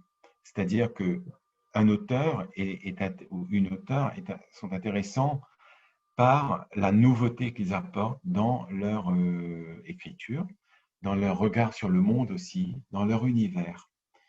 Tout à l'heure, j'évoquais Sophie Doll. Sophie Doll raconte un deuil, mais personne n'a raconté un deuil comme elle. J'ai jamais lu ça avant. On parlait de Joyce Carol Oates. Elle a une façon de raconter des faits divers. Elle a une espèce de technique narrative qu'elle est la seule à utiliser. Donc, quand on lit un manuscrit, on aime bien découvrir l'écriture et surtout le projet de l'auteur. Moi, j'aime bien, je crois que je me dis, mais qu'est-ce que cet auteur a voulu? Quel était son projet en écrivant ce roman? Et essayer de détecter. Et si on arrive à déterminer le projet et qu'il est assez lisible et qu'il est séduisant et qu'il est ambitieux, ça, c'est quelque chose qui fait qu'on passera peut-être sur d'autres aspects du livre qui seront peut-être moins réussi. Je dirais c'est ça d'abord qui compte, c'est la nouveauté de l'univers de l'auteur. Ça, c'est très important. Alors maintenant, ça reste aussi très subjectif tout ça. Qu'est-ce qui fait qu'un livre vous touche? Qu'est-ce qui fait qu'un livre touche X et pas Z, etc. C'est quelque chose de mystérieux, c'est ce qui fait la beauté de ce métier. Ce qui fait que aussi parfois on a des désillusions. On peut tellement aimer un texte et puis s'apercevoir que personne ne s'y intéresse. Parfois on publie des livres et on n'arrive même pas à les faire ouvrir par des journalistes ou par des libraires alors qu'on était persuadé que c'était de grands livres. Et inversement, ça peut nous arriver de publier un livre en disant bon, on aime bien ce livre, mais c'est pas sûr que ça intéresse. Et puis tout d'un coup, on voit que ça prend. Voilà. C'est le métier des surprises. C'est ce qui fait que c'est un métier passionnant parce que rien n'est lisible, rien n'est prévisible. On est sans cesse dans l'étonnement. Dans l'étonnement. Et c'est ce qui vraiment je pense, caractérise ce métier, parce que moi, ça fait quand même maintenant un certain temps que je le pratique, et je reste étonné. Tous les ans, je reste étonné par certains succès, je reste étonné, surpris par des réactions d'auteurs, de lecteurs, etc. Ce qui fait que quand vous parlez de critères objectifs, je ne sais pas si l'objectivité existe véritablement dans ce métier. Stéphanie? Oui, alors ça tombe bien ce que vous venez de dire parce que ma question, elle va aussi dans ce sens-là.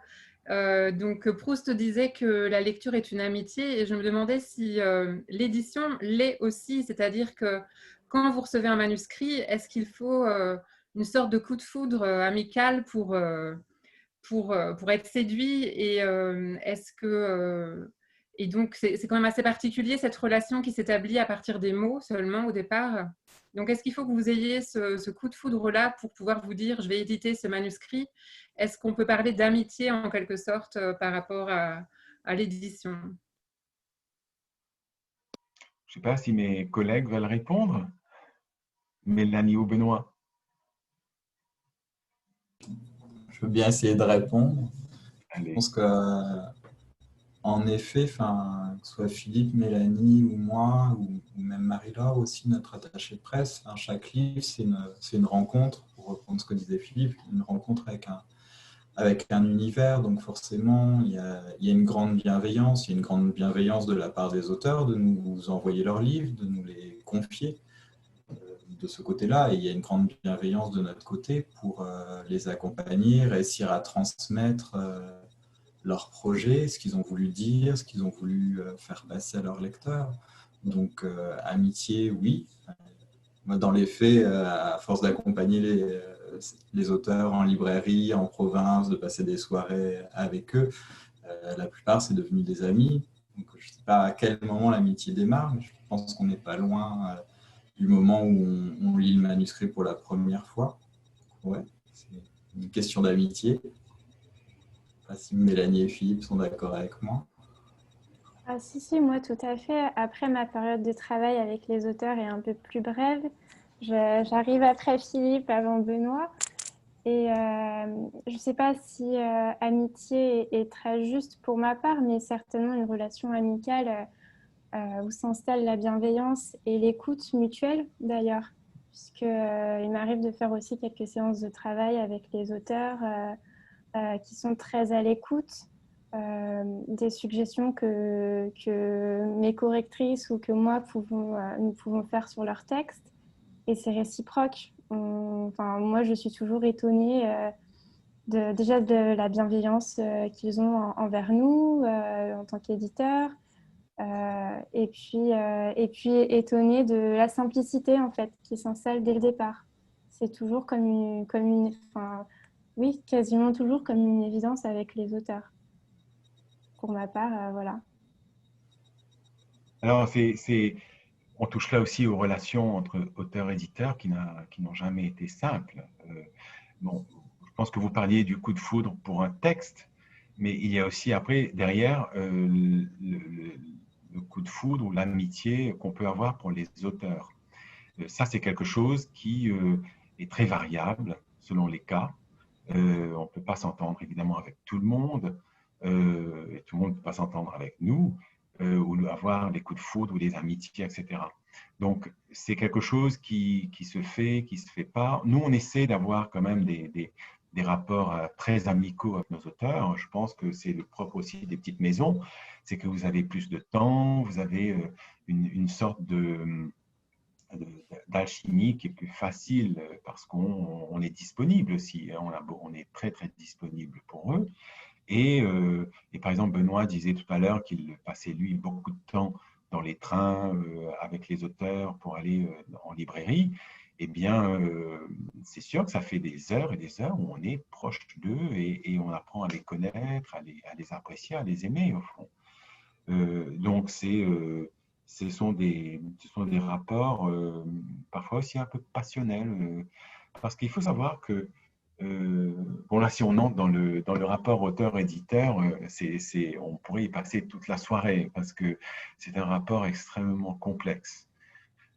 Il y a des livres qui ont été écrits là-dessus, plutôt sur les auteurs du passé, parce que c'est très difficile de parler des auteurs contemporains, mais si vous regardez je ne sais pas, les rapports de Proust et de Gallimard, mais c'est un énorme tome. Leur correspondance fait un énorme tome de, je sais pas, de 1000 pages. Ou Céline et Gallimard, ça c'était des injures perpétuelles.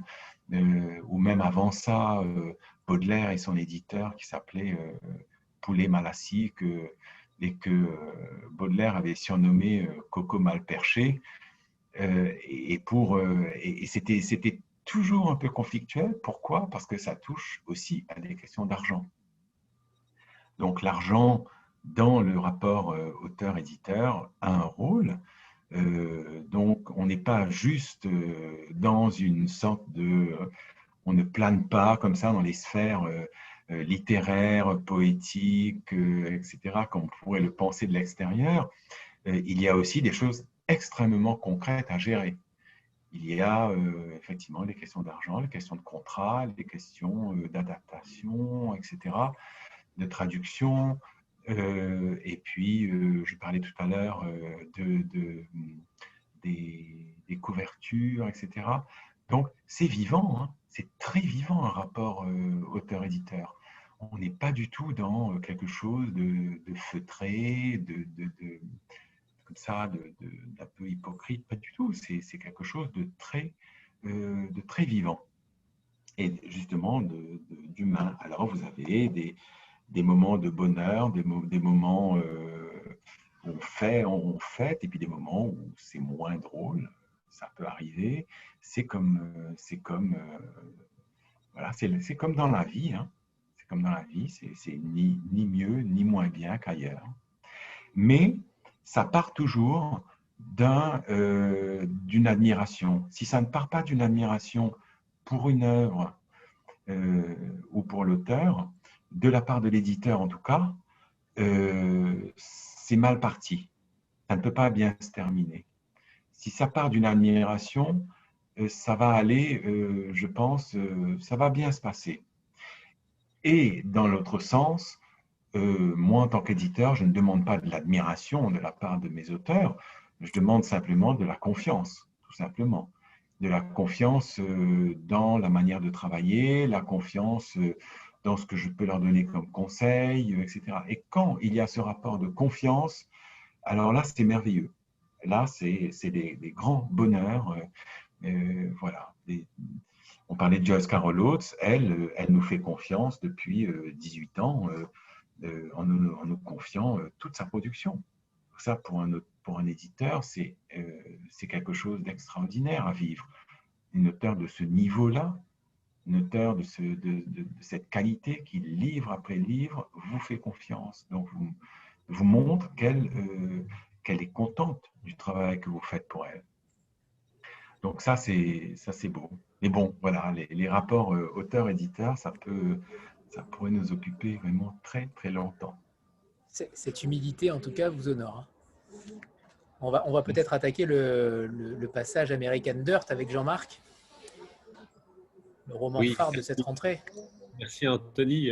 D'abord, j'avais une petite remarque. Vous parliez tout à l'heure du papier et du soin que vous preniez à le faire et sur les couvertures également. Je voulais rajouter, moi, le petit gaufrage que je trouve vraiment, voilà, c'est du petit détail, mais une petite attention qui, à mon sens, fait énormément de différence et montre effectivement que toute l'attention que vous portez au travail et au produit livre, si je peux m'exprimer ainsi, et en tant que lecteur, en tout cas, c'est très, très appréciable. Oui, je voulais dire un mot sur American Dirt parce que figurez-vous que moi je l'ai acheté par hasard. J'étais en librairie et puis j'ai été, une fois n'est pas coutume, attiré par le bandeau. Un bandeau avec marqué Don Winslow, forcément ça me parle parce que j'aime beaucoup Winslow. D'ailleurs, j'ai pas l'impression que vous ayez l'habitude de faire des bandeaux justement sur vos livres, ou peut-être que j'ai pas bien regardé. Et en fait, je l'ai acheté uniquement sur le bandeau, Winslow, Les raisins de la colère, sans regarder ce que c'était. Et peut-être, comme je ne l'ai pas encore démarré, vous pourriez me dire ce que je vais lire dans quelques jours. Évidemment, parler de l'immense polémique en début d'année, en janvier 2020. On va peut-être y revenir tout à l'heure, Philippe. Oui, bien sûr. Alors, donc merci Jean-Marc, parce que ce gaufrage que nous faisons sur les couvertures représente un petit coût financier et on a décidé de le faire parce que justement, pour la raison que vous évoquez, ça nous différencie un petit peu de certaines autres couvertures.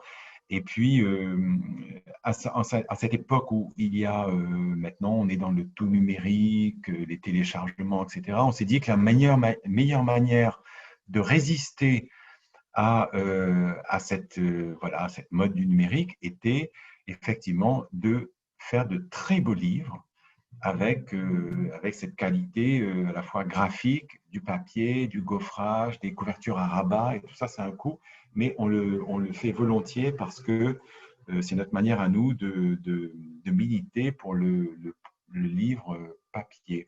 Parce que le livre papier, plus il va exister, plus il va perdurer, plus le réseau de librairies sera maintenu. Parce que le jour où tout le monde commencera à télécharger des livres chez Amazon ou chez Apple, etc., eh bien, ça fera autant de livres en moins vendus par les libraires et les magasins risquent de disparaître. Donc, aller en librairie, acheter les livres papier, c'est vraiment la meilleure manière de résister et de faire vivre ces lieux magnifiques que sont les librairies. Alors, en ce qui concerne American Dirt, pourquoi Don Winslow a écrit ça? Parce que donc, Les raisins de la colère, vous savez bien que c'est un roman de Steinbeck qui a été écrit pendant la Grande Dépression des années 30 aux États-Unis. Et donc, c'était les damnés de la terre, au fond, que Steinbeck a voulu raconter à travers ce livre. Et pourquoi Winslow parle des raisins de la colère? C'est que qui sont les damnés de la terre aujourd'hui? Qui sont-ils? Eh bien, pour Winslow, donc pourquoi il utilise cette phrase, c'est que American Dirt parle, entre autres, il n'y a pas que cet aspect des choses, mais entre autres, d'un cortège de migrants qui remontent le long du Mexique pour aller essayer de sauver leur peau aux États-Unis. Et donc, pour Winslow, donc, les damnés de la terre, aujourd'hui, sont les migrants. Ça, c'est son point de vue. Alors, ce livre est un livre, moi je l'ai lu en manuscrit, c'est un manuscrit que m'a transmis une agente il y a à peu près 2 ans ou 2 ans et demi. Et je l'ai lu en anglais et j'ai été transporté par ce texte, qui était pourtant une première version non éditée encore par l'éditeur américain. Et j'ai trouvé que c'était absolument fascinant. C'est par sa qualité narrative qui fait qu'on ne lâche pas ce livre. Bonjour au chat d'Alicia, il est très mignon. Et donc, c'est l'histoire, au fond, pour la faire courte, je ne vais pas vous raconter ça pendant des heures, c'est l'histoire d'une femme, d'une libraire mexicaine, et qui, un jour, est chez elle avec son fils, ils ont reçu toute leur famille, la grand-mère, les cousins, etc. Et pendant qu'elle et son fils de 8 ans sont dans leur maison, dans la salle de bain, des tueurs entrent et tuent toute la famille. Et donc, ils sont obligés, cette mère et son fils, de fuir, de remonter vers le nord pour fuir les narcotrafiquants qui sont venus tuer toute leur famille. Et ils vont se joindre au cortège des migrants qui, eux, fuient pour d'autres raisons, économiques essentiellement, et remonter vers les États-Unis. Et c'est un livre absolument poignant parce qu'il se passe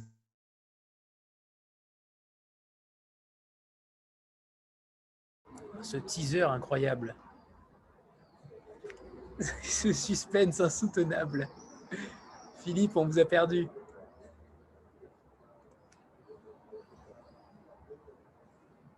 Allô? Oui, c'est bon. Il y a Benoît qui était venu à votre rescousse. C'est bon, il est là. Alors, bon. Je suis là. Et, vous avez coupé. Et donc, je ne sais plus à quel moment j'ai été coupé, mais disons, il remonte vers les États-Unis et c'est un livre véritablement à suspense parce que il y a aussi, bon, on se demande comment ils vont arriver à s'en sortir. Et puis, il y a le lien. Moi, ce qui m'a beaucoup touché, c'est le lien entre cette mère et son fils. C'est-à-dire que la mère va évidemment tout faire pour protéger son fils et le fils de 8 ans va aussi protéger sa mère en essayant d'être fort, de faire croire qu'il n'a pas peur alors qu'évidemment il est mort de trouille comme tout petit garçon de 8 ans. Enfin, c'est cette relation qui est très forte. Et voilà, ça c'est le roman. Il y a eu une autre phrase de Stephen King, en plus de celle de Don Winslow. Celle de Stephen King, c'est je mets au défi quiconque de lire les 7 premières pages de ce roman et de ne pas aller au bout. Voilà, le défi que je vous lance. Et ce qui est intéressant, alors, c'est un livre qui est sorti en janvier. Déjà, l'année dernière, on a eu un signe d'un grand intérêt pour ce livre parce qu'il y a eu une major américaine, je ne sais plus laquelle, qui a acheté les droits cinéma de ce livre. Donc, il y aura dans 2 ou 3 ans une énorme production. Ça va être un film voilà, avec de très grands acteurs. On ne sait pas encore lesquels, mais ça va être une très, très grosse production hollywoodienne qui sortira au cinéma. Et puis, ce qui est intéressant, c'est que le livre est sorti en janvier. Voilà. Donc ça, je vais raconter l'histoire. Aux États-Unis. On vient de raconter, Anthony. Voilà. Il est sorti en janvier aux États-Unis et il a été tout de suite dans la liste des meilleures ventes. Et il est resté 6 semaines dans cette liste des meilleures ventes. Et aujourd'hui, à l'heure qu'il est, l'éditeur américain a vendu 1 million d'exemplaires. 1 million d'exemplaires, ce qui est colossal. C'est colossal aux États-Unis, parce qu'aux États-Unis, ils ne sont pas de très, très grands lecteurs. Hein. Ce n'est pas parce qu'ils sont, je ne sais pas combien de millions, 300 millions, qu'ils vendraient forcément plus, parce qu'ils lisent pas, ils sont plus des personnes de l'audiovisuel plus que de l'écrit. Donc, vendre 1 million d'exemplaires, c'est vraiment beaucoup. Alors, qu'est-ce qui s'est passé? Il y a eu une polémique autour de ce livre qui est assez intéressante. C'est que au bout de quelques semaines, ce livre prenant une place considérable dans le paysage, les auteurs des États-Unis, d'origine latino-américaine, se sont insurgés en disant « Écoutez, ce sont des thèmes que nous brassons à longueur d'année et personne ne s'intéresse à nous. On raconte des histoires de migration, de pauvreté, des histoires de narcotrafiquants au Mexique et on a très peu d'intérêt de la part des médias. Et là, il suffit que cet auteur qui s'appelle Jeanine Cummins, qui est une auteure blanche de New York, des environs de New York, il suffit qu'elle écrive un texte comme ça sur nos questions, nous, des questions migratoires, pour que tout d'un coup, la presse s'emballe. Donc, ils étaient absolument furieux et ils sont montés au créneau en proférant cette accusation qui, à leurs yeux, est une accusation sans possibilité d'être réfutée, c'est-à-dire l'appropriation culturelle. L'appropriation culturelle, c'est quand, je ne sais pas, si vous êtes un homme, vous écrivez un livre sur une femme, ben vous faites de l'appropriation parce que vous n'êtes pas supposé écrire voilà, sur quelque chose qui n'est pas vous. Si vous habitez le 8e arrondissement, que vous écrivez sur quelqu'un du 9e arrondissement, c'est de l'appropriation culturelle parce que vous n'habitez pas le même arrondissement. Donc, si on commence à utiliser ce type d'argument, vous voyez jusqu'où ça peut mener. Donc, et c'est une polémique tellement américaine parce qu'aux États-Unis, la société est très compartimentée. Donc, une blanche vivant à New York n'a pas le droit d'écrire sur les problèmes de Mexicains ou de Guatémaltèques qui sont en train de remonter vers les États-Unis. C'est absurde, ça fait partie des absurdités de la société américaine. Je vous rappelle qu'on est là dans le domaine de la fiction. Donc, quelqu'un qui décide d'écrire un roman, moi je considère que cette personne a le droit d'écrire sur ce qu'elle veut. Ce qu'elle veut. Il ne faut pas lui faire de procès en légitimité parce que ça n'a pas de sens. Si moi, demain, je vais écrire un roman sur la Lune, j'ai le droit. C'est mon imagination. Et ces auteurs-là n'ont pas accepté, ils n'ont pas respecté le droit à Jeanine Cummins d'aller chercher dans son imagination les moteurs narratifs de son roman. En plus, c'est un très mauvais procès qu'on lui fait parce qu'elle a passé 2 ans à faire des recherches. Elle est allée au Mexique, elle raconte ça d'ailleurs à la fin dans la postface. Et elle est allée donc dans ces endroits où s'arrêtent les migrants, où des gens leur procurent de l'aide. Elle a rencontré beaucoup de migrants, elle les a interviewés, ce qui fait que ce livre est nourri de tout ce qu'elle a pu entendre et puis de sa vision à elle. Elle a le droit d'avoir une vision, c'est un écrivain a droit à tous les droits d'exposer sa propre vision. Donc, c'est un procès extrêmement injuste, vraiment injuste qu'on lui fait. Et je trouve que cette polémique est absolument ridicule. Là où ça a été néfaste pour Jeanine Cummins, c'est qu'elle devait participer à 40 rencontres en librairie. Eh bien, son éditeur a dû annuler les rencontres parce que ces auteurs, voilà, les Latinx, comme on dit là-bas, les Latinx writers, ont menacé les libraires de représailles, je ne sais plus lesquelles, et les libraires ont été obligés un à un de commencer à annuler. Donc, l'éditeur a dit, on annule tout. Et donc, pour l'auteur, ça a été très dur. Ça a été très bien d'une certaine façon parce que ça a fait une telle polémique que le livre s'est énormément vendu. Je pense que le million d'exemplaires vendus résulte aussi de cette polémique pour une partie, hein, pas pour toute la partie. Et puis, mais pour elle, c'était très dur parce qu'elle a été privée de contact avec ses lecteurs, pardon, et elle n'a pas pu aller à la rencontre. Donc, en plus, ces auteurs ont été, je trouve, assez lâches parce que Oprah Winfrey, par exemple, qui est une journaliste très importante, je sais pas, que vous devez connaître aux États-Unis, qui invite des auteurs. Et évidemment, dès qu'elle invite un auteur dans une de ses émissions, ça fait des scores considérables. Elle a invité Jeanine Cummins, donc ça a aidé. Et les Latinx writers ont accusé Oprah Winfrey d'avoir favorisé ce livre. Et elle leur a répondu, écoutez, venez participer à l'émission et venez discuter en présence de Jeanine Cummins. Ça sera un débat intéressant. Et ils ont tous refusé. Ils ont dit non, nous ne lui reconnaissons pas le droit. Donc c'est un vrai procès en délégitimation qui se fonde sur rien. Et c'était leur façon à eux de se battre. Mais bon, c'est une polémique américaine avant tout. Elle ne nous concerne pas, nous, tellement ici. Je vous raconte ça comme ça pour la petite histoire. Mais ce qui est le plus important, je crois, c'est le livre. C'est le livre. Il faut lire le livre. Il faut vraiment donner sa chance au texte de nous séduire ou pas. C'est ça qu'il faut faire. Et en tout cas, ce qui me fait très, très plaisir en cette rentrée, c'est que le livre a reçu un accueil absolument formidable en librairie. Peut-être, Benoît, tu peux dire un mot de ce que le livre représente pour les libraires aujourd'hui, là, alors qu'on est seulement le 7 septembre.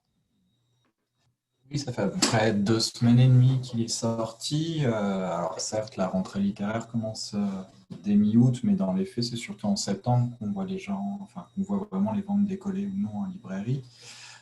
Nous, on a donné le livre à lire depuis mi-mai aux libraires, et ça fait donc 3 mois que je reçois, que Philippe reçoit également, des retours absolument dithyrambiques sur le livre. C'est là toute la force de Jeanine. Il y a la question migratoire, mais c'est surtout un grand livre sur la relation d'une mère et de son fils, le courage qu'ils arrivent à se transmettre l'un l'autre et l'efficacité en fait dans l'écriture de Jeanine. Philippe faisait référence à la citation de Stephen King. C'est vraiment un roman qui ne lâche pas, et les libraires sont au rendez-vous, donc ça fait très plaisir de voir nos choix soutenus, et on souhaite le plus grand succès à ce livre, et les libraires là le mettent très en avant. Enfin, on tourne beaucoup en librairie, on le voit sur table, on le voit dans les sélections de rentrée, même des journalistes aussi. C'est un roman qui fait partie de la sélection Le Point, France Inter. Il n'y a que 5 romans étrangers de la rentrée qui sont sélectionnés. American Dirt est dedans, donc ça montre que c'est vraiment un grand roman. C'est un roman important cette rentrée.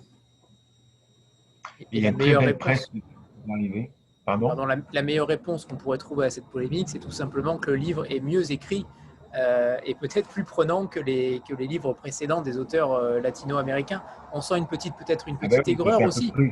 C'est cruel de leur servir cet argument. C'est un peu cruel de leur dire, parce que c'est difficile.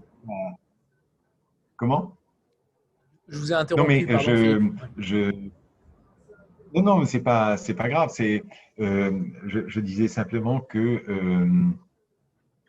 bon, qu'est-ce que je voulais vous dire? Je ne sais plus. Oui, qu'on aura une très belle presse pour ce livre qui se prépare. Jeudi, on aura la une du Figaro littéraire. Il y a une page de prévue dans Le Monde. Il y a Elle qui va faire un article. Society va faire un joli papier. Le Point aussi. Ils ont fait des interviews avec Janine. Voilà, on aura une presse là qui va tomber, qui sera magnifique. Et donc, j'espère voilà, je suis très confiant. Moi, je pense que ce livre va faire son chemin sur le long terme par l'impression qu'il va créer sur les lecteurs. Eva? Bonsoir à tous et merci beaucoup Philippe, Mélanie et Benoît. C'est vraiment un live qui est passionnant ce soir. Beaucoup d'énergie, ça se sent. Je voulais rebondir sur ce que vous disiez sur Joyce Carol Oates tout à l'heure. Enfin, vous disiez vraiment que vous étiez ravis de l'avoir édité en France, que c'était vraiment très très important pour vous. Donc j'ai supposé que c'était votre plus grande satisfaction en tant qu'éditeur, mais c'est peut-être pas le cas. Et dans ce cas, si ce n'est pas ça, quelle est votre plus grande fierté en tant qu'éditeur? Et à l'inverse, est-ce que vous avez un regret, une déception, peut-être un livre en lequel vous croyez vraiment et qui n'a pas été vraiment soutenu par la presse ou le public, ou un auteur que vous auriez voulu signer et finalement ça ne s'est pas fait? Alors, déjà, les grandes satisfactions, il y en a de toutes sortes. Pour un éditeur, la satisfaction ne se mesure pas uniquement par le succès d'un livre. C'est-à-dire que vous pouvez avoir des livres que vous publiez parce que vous êtes très, très heureux de le publier et pour de multiples raisons de fond et que ce livre, parfois, effectivement, peut avoir un succès mitigé, mais la fierté est que le livre existe, le livre est là. Donc, on a, oui, et des déceptions, effectivement, ben, il y en a toujours des déceptions, toujours. Parce que sur les 30 livres que nous publions dans l'année, vous avez bien une dizaine qui ne marchent pas toujours très bien. C'est statistique. Donc, vous imaginez qu'on a tout le temps des déceptions, comme nous avons aussi tout le temps des bonheurs, des réussites. Donc, c'est pas évident de vous donner des exemples précis. Je ne sais pas, il y a eu plusieurs romans étrangers, par exemple, qu'on aimait beaucoup. Je ne sais pas, on en parle souvent avec Benoît, il y a l'auteur indien qui s'appelle Manu Joseph, qui a écrit un très beau livre, ou 3 très beaux livres, et qui n'a pas été remarqué. Et là encore, on a sorti un de ces livres juste avant le confinement, malheureusement, qui n'a pas été remarqué. Donc, il y a comme ça parfois des textes qui ne trouvent pas leur public. On ne sait pas très bien pourquoi. Voilà, Mélanie le montre. Ça s'appelle Miss Layla, armée dangereuse. Armée jusqu'aux dents, pardon. Et donc, voilà, ça fait partie des textes comme ça, mais on va continuer avec Manu Joseph jusqu'au jour où il réussira. Vous savez, il y a des auteurs qui ont trouvé leur public au bout d'une dizaine de livres. Et puis voilà, il faut parfois tenir dans la durée. Le succès n'est pas immédiat, hein, vous savez, aujourd'hui, beaucoup de jeunes auteurs veulent avoir du succès très vite, parce que les choses vont vite de nos jours. On veut que ça marche tout de suite, etc. Alors que la littérature, c'est vraiment du temps, du temps. Et tous les auteurs dans le passé, les grands auteurs, se sont imposés sur des années et des années. Donc il faut tenir, c'est un métier de durée, c'est un métier où il faut croire, on croit à un auteur, mais on continue à le publier jusqu'au jour où, à un moment, il publiera un livre qui trouvera son public. Donc, il faut vraiment rester très, très en cohérence avec ce qu'on croit, avec ses possibilités financières aussi, parce que évidemment, vous savez, la maison d'édition, c'est une entreprise aussi, hein, ce n'est pas l'argent comme ça n'arrive pas, il faut vendre des livres, donc il faut pouvoir, et dans la mesure où on peut, eh bien il faut, je pense, parier sur la durée, parier sur le potentiel d'un auteur à se développer dans le temps. Et là, on y arrive. Et Philippe, je vais vous poser peut-être une dernière question sur l'autre roman de la rentrée, sur Ta mort à moi de David Goudreau, qui a remporté la Coupe du Monde de poésie, donc ce qui est quand même un fait particulier. Est-ce qu'on peut en parler de ce livre aussi? C'est son 3e roman, je crois, de mémoire. C'est son 4e et le 3e que nous publions. Mais peut-être que là, je peux laisser la parole à mes collègues. Peut-être Mélanie, pour partager la parole. Mais je n'ai pas l'impression qu'elle entende. Oui, je ne crois pas. Benoît. Donc, Ta mort à moi de David Goudreau. En fait, David a écrit une trilogie, ce qu'on appelle la trilogie de la bête. Donc, on a publié les 2 premiers, La bête à sa mère et La bête et sa cage, ces 2 dernières années. Là, on a mis en pause en fait pour le 3e, pour vraiment publier son tout dernier qui est sorti en début d'année au Québec, Ta mort à moi, qui est donc son 4e roman, qui est un roman assez dingue en fait. C'est l'histoire de Marie-Maude Pranesh-Lopez, qui est une poète québécoise qui a eu un succès, alors qui est complètement fictionnel, hein, qui a eu un succès littéraire absolument mondial.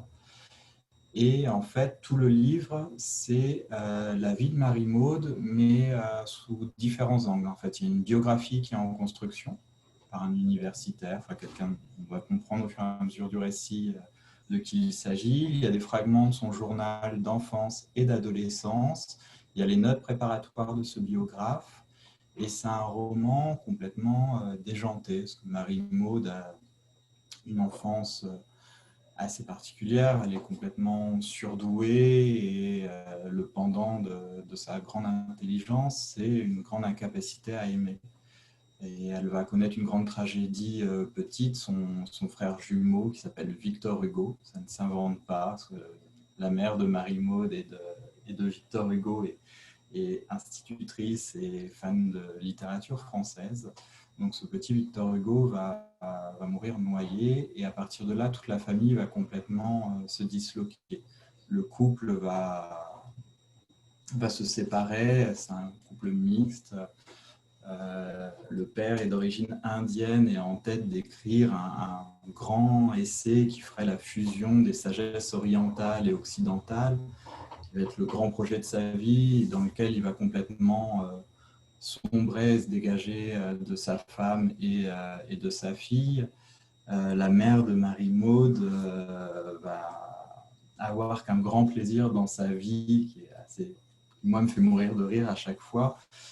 Son grand bonheur, c'est d'entendre à la radio la voix de celui qui fait le point routier, qui donne les embouteillages tous les matins à Montréal. On connaît Montréal, c'est une ville qui est cerclée par les ponts, donc la circulation est vraiment problématique. Et elle, ce qui va la faire vibrer dorénavant, c'est de réussir à créer des carambolages sur l'autoroute pour entendre la voix de ce journaliste commenter les faits, et ça va être son plaisir. Et on va suivre Marie-Maude toute sa vie, en fait, qui va décider de quitter Montréal pour devenir anonyme, et elle va décider de choisir le pays où elle n'est pas traduite encore, et ça va être le Laos. Là, au Laos, elle va rejoindre une sorte de monastère pour entrer dans une retraite, complètement s'isoler du monde. Finalement, au coin d'une rue, elle va commencer à sympathiser avec les petits trafiquants locaux. Elle va se retrouver à participer à la mafia. Enfin, je ne vous en dis pas plus, mais c'est un roman complètement rocambolesque qui est nourri de littérature, qui est nourri des... Enfin, David Goudreau fait référence, par exemple, à la vie de Rimbaud, qui va devenir trafiquant d'armes. On plonge dans la littérature québécoise aussi. Il y a une grande importance de l'humour dans ce livre, mais c'est un livre assez mélancolique aussi. Enfin, moi, j'ai un grand plaisir à découvrir à chaque fois les textes de David Boudreau, La bête à sa mère, La bête et sa cage. Moi, je trouve ça drôle, mais ce n'est pas que drôle, c'est surtout des romans d'une grande intelligence et d'une grande finesse psychologique. Donc, c'est notre roman francophone de la rentrée, Ta mort à moi. On vous le conseille fortement. Il est très bien vendu. Merci Benoît. Alors, il est temps de nous quitter. Si plus personne n'a de questions, il est temps pour moi de vous remercier tous les trois, Mélanie, Benoît et Philippe. On a quand même parlé de Joyce Carol Oates, de Joyce Maynard, de Stephen King avec une simplicité de votre part et une humilité qui est quand même assez incroyable. Alors, merci pour ce moment et vraiment merci infiniment à vous, à tous les trois, d'avoir pris ce temps avec nous. C'était un pur bonheur. Merci à vous tous d'être restés si tard et bon appétit pour votre dîner qui vous attend, j'espère. Et voilà. Et merci Anthony d'organiser ces rencontres qui sont super intéressantes pour nous aussi, d'avoir un dialogue avec vous, d'avoir vos questions, d'avoir vos réactions.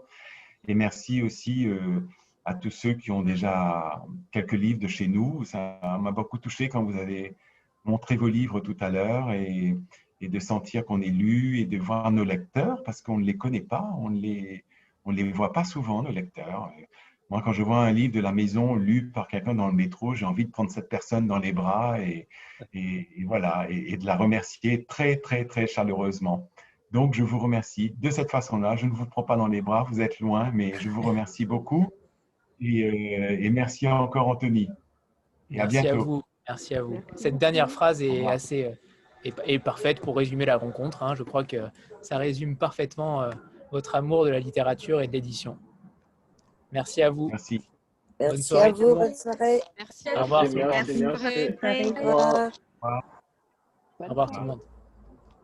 Au revoir. Au revoir.